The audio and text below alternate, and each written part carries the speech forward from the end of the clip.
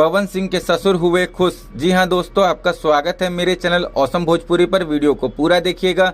Video पसंद आए तो वीडियो को लाइक और चैनल को सब्सक्राइब कीजिएगा। दोस्तों, पवन सिंह के ससुर यानी ज्योति सिंह के पिता, जिन्हें आप लोगों ने अपनी बेटी का दर्द देखकर कई बार मीडिया में रोते हुए भी देखा होगा, दोस्तों अब वो बहुत खुश है।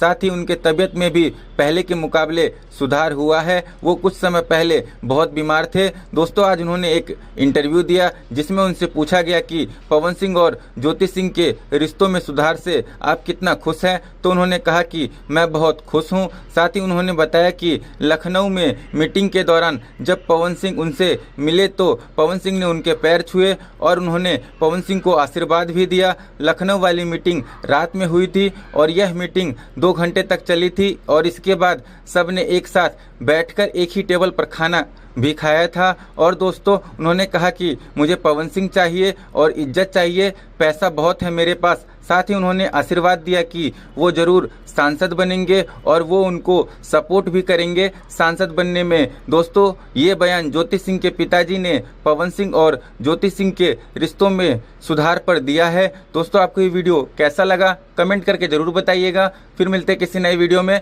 धन्यवाद।